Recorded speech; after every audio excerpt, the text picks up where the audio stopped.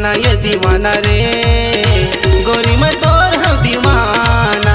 ये दीवाना दीवाना ये दीवाना रे, गोरी मैं तोर हूँ दीवाना।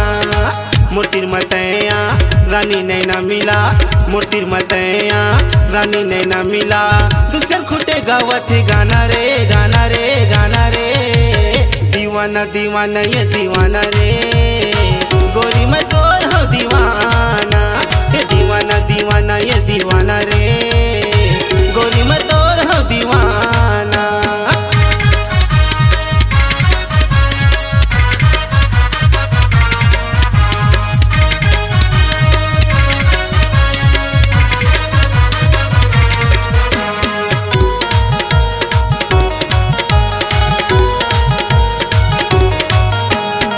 हो गयो दीवाना तोर बन जा दीवानी मोर, सुरता बस तोरे चाथे मोला दीवानी तोर, सुरता बस तोरे चाथे मोला दीवानी तोर।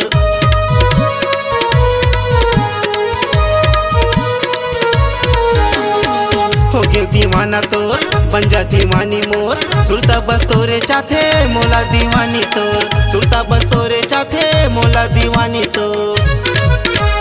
दीवाना दीवाना ये दीवाना रे, गोरी मैं तोर हूँ दीवाना। ये दीवाना दीवाना ये दीवाना रे, गोरी मैं तोर हूँ दीवाना।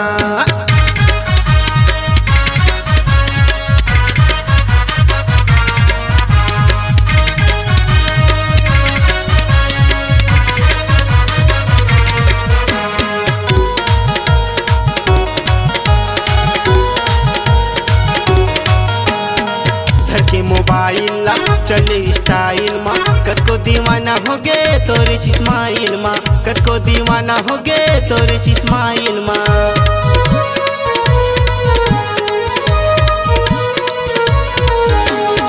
धरके मोबाइल ला चले स्टाइल माँ, कतको दीवाना हो गे तोरे स्माइल माँ, कतको दीवाना हो गे तोरे स्माइल माँ।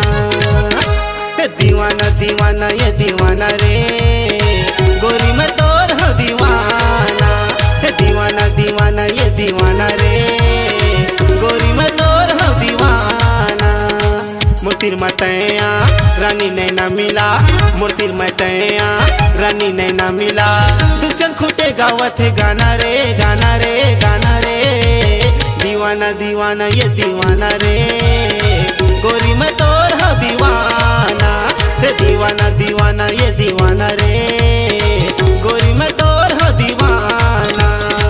मूर्तिर मतैया रानी नैना मिला, मूर्तिर मतैया रानी नैना मिला।